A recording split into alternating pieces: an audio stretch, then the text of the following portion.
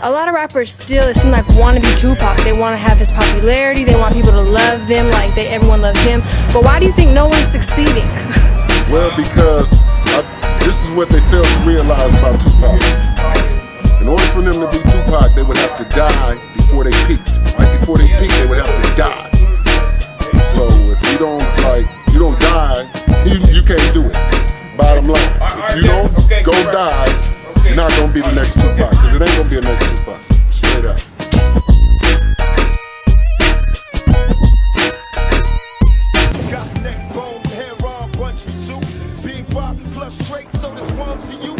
For James to make all these allegations, I can see his bitterness, but the thing that gets me the most is people want to say something about Pac.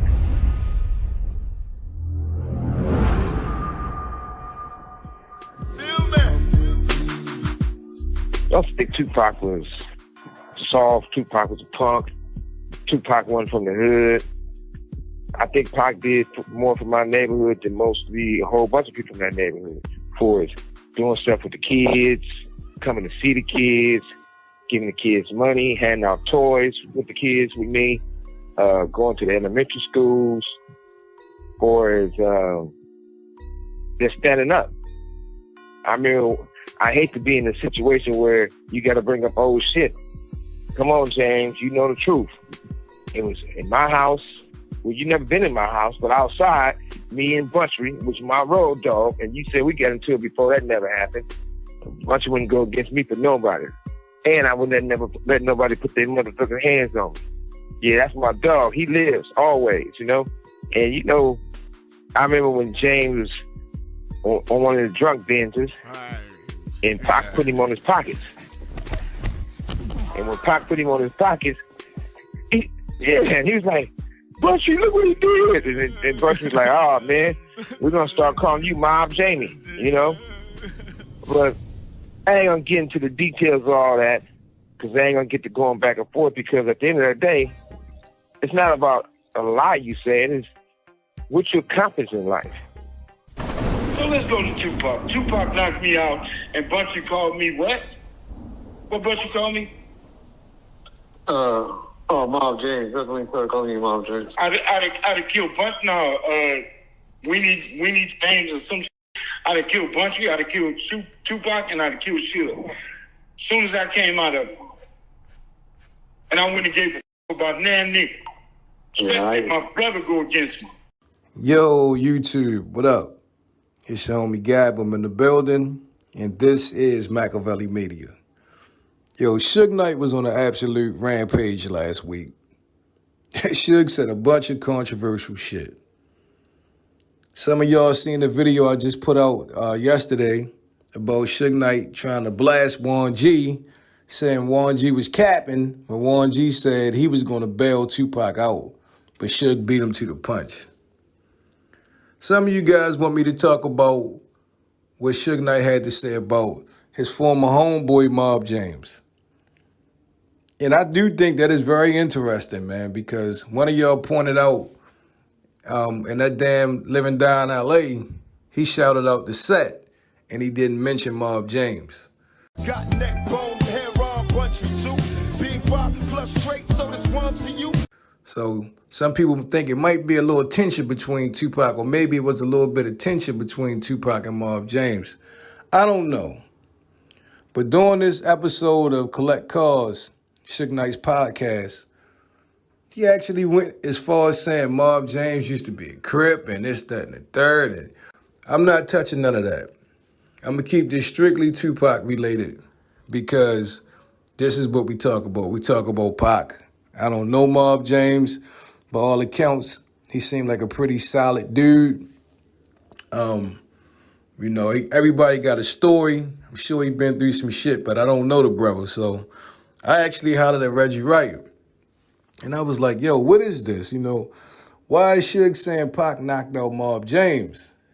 And Reggie told me basically, that's just Suge talking shit. Now, this is what Suge Knight had to say. You heard it, but let's go through it. He basically said that at his house, it was him, BOUNTRY, Tupac, and Mob James. Some of y'all might not know this, but BOUNTRY is Mob James' brother. And he said Mob James was drunk, and I guess him and Pac had words, and he said Tupac put him on his pockets. And, you know, when he came through, he was upset with his brother. But recently, on Bomb First, with Reggie Wright Jr., Mob James addressed that and said there was bullshit. And he came out and said it like, yo, if he would have knocked me out, if that would have happened, when I came through, I would have killed him, Suge, my brother, every goddamn body. That's what he said. But it's just wild to me, man. Like, Suge is saying some stuff that we could never validate. We don't know how Warren G felt about Pac. We can just go off of what Warren G says. And the type of energy Warren G puts out there would make you think that, yeah, he fuck with Tupac heavy, right? Then along comes Suge and put that little bit of doubt in everybody's mind. You like, yo, how can we disprove what Suge is saying, or how can we prove what Warren G is saying, right? And same thing with this situation here.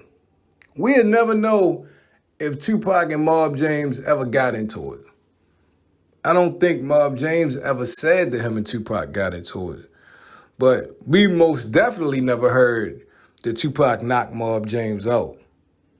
Now, Suge said, I'm not going to go back and forth. But you can't just say that without giving all the details. You done open up that can of worms now. And this ain't the only, you know, YouTube channel that probably discussed this. But it's my first time touching it. And I'm like, yo, that's crazy. Why would Suge say that? He even put the location up there at his house.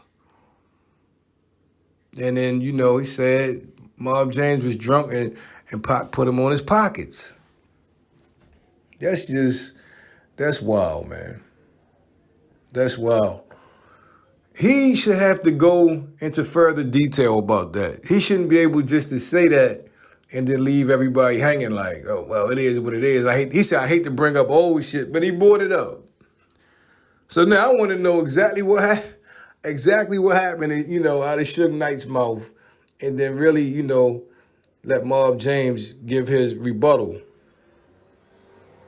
Because Suge didn't elaborate exactly what he was saying. You know, Mob James thoroughly addressed it, but like I said, there was a lot of details left out. It was a very, you know, vague statement by Suge, but it definitely was worth talking about. And why didn't Pac mention Mob James when he shouted out BOUNTRY, Neckbone, Trey? He even threw Trayvon Lane out there. That's a good goddamn question. But like I said, I talked to Reggie about 2 days ago and just said, yo, what is this, man? And, you know, Reggie Gab, you're going to hear a bunch of shit. Suge about to say a bunch of shit. Now, I don't know if this podcast, is it done? Is there more to come? I'm sure it's got to be more to come. But Suge Knight is shaking shit up. Or at least he's attempting to. You ever see somebody shake up a snow globe? Shake that motherfucker up and just watch it swirl around? I be wondering sometimes like, yo, what did Suge get out of all of this shit? Really though. Like, he know how to get dudes going. I will say that. He know how to get the people talking, man, and he know how to strike a nerve. He know how to get, you know, guys upset. And one of the people on Suge's shit list I hear is Snoop Dogg. And that's for a whole nother video, but man, shit is just wild right now. Well, anyway, tell me what you guys think. Is there any truth to what Suge Knight said? Do you think that's possible? Or, you know, shit, you know Mob James, you know, Mob James' backstory, you know, his track record. Maybe you don't think that could never happen. And if it did happen, it would have been some shit. I don't know. Tell me. Don't forget to sub to the channel. This is Makaveli Media. Turn on them post notifications so you'll be the first ones to get it when I drop that shit. It's been a pleasure as always. I'm your homie Gab. I'm signing off. I'm about to hit y'all with the peace.